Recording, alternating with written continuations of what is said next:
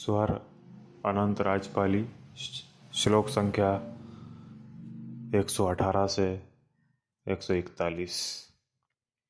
श्रृंगाल और दुंदुभी की कथा। श्रृंगाल मतलब गीदड़ और दुंदुभी मतलब नगाड़ा, ढोलक। गोमायु नाम का कोई गीदड़ भूख के कारण सूखे गले से भोजन की खोज में वन में इधर उधर घूम रहा था कि उसे दो सेनाओं की युद्ध भूमि दिखाई पड़ी। वहां एक दुंदुभी नगाड़ा गिरी पड़ी थी। वायु के कारण हिलती हुई लताओं तथा डालियों की चोट का खा खा कर शब्द कर रही थी, आवाज कर रही थी।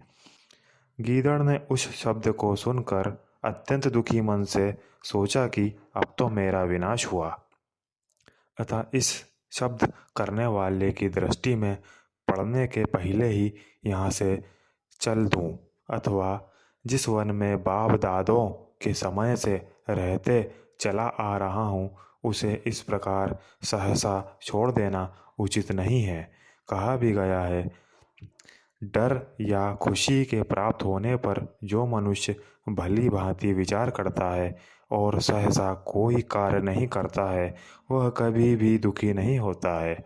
इसलिए पहले यह तो जान लूं कि यह किसका शब्द है, किसकी आवाज है। जब वह धैर्य धारण करके विचार करते हुए धीरे धीरे वहां पहुंचा तब उसने दुंदुभी को देखा, ढोलक को देखा, नगाड़े को देखा। जब उसे जानकर स्वयं उसके पास पहुंचकर कौतूहलवश उसे पीटा, बजाया, फिर अत्यंत प्रसन्न होकर विचार किया, बहुत दिनों बाद अकस्मात मुझे यह इतना अधिक भोजन मिला है।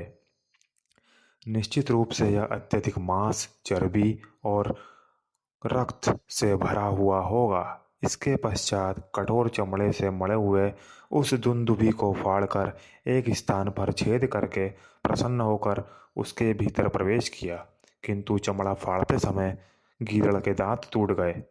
तब उसे केवल खोखले काठ, लकड़ी के रूप में देखकर वह निराश हो गया और यह श्लोक पढ़ने लगा। पूर्वमेव मया ज्ञातम। इसलिए केवल शब्द से ही नहीं डरना चाहिए। पिंगलक ने कहा, शेर ने कहा, देखो ये मेरे सभी चाहने वाले परिजन भय से व्याकुल होकर भागना चाहते हैं, फिर मैं कैसे धैर्य धारण करूं, कैसे धीरज धारण करूं।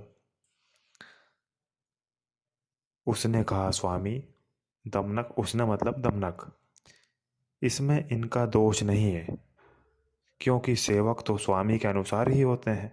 कहा भी गया है, घोड़ा, शस्त्र, शास्त्र, वीणा, मनुष्य और स्त्री ये सभी पुरुष विशेष को पाकर अर्थात योग्य पुरुष के साथ योग्य और अयोग्य के साथ अयोग्य बन जाते हैं। इसलिए पुरुषार्थ का आश्रय लेकर तुम तब तक यही प्रतीक्षा करो जब तक कि मैं उस शब्द की जानकारी प्राप्त करके यहाँ न आ जाऊं। इसके बाद जैसा उचित समझना वैसा करना। पिंगलक ने कहा, तो क्या आप वहां जाने का सहसा कर रहे हैं, साहस कर रहे हैं? उसने कहा, स्वामी का आदेश पाकर अच्छे सेवक क्या कार्य करने वाले कार्य करते हैं और ना करने वाले कार्य कभी नहीं करते हैं।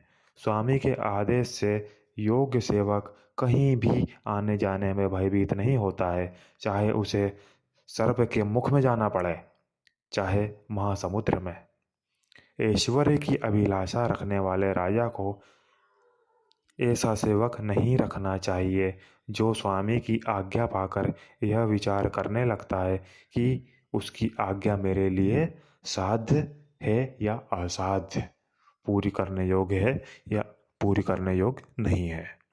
पिंगलक ने कहा, भाई यदि ऐसी बात है तो जाइए, आपका मार्ग कल्याणकारी बने। दमन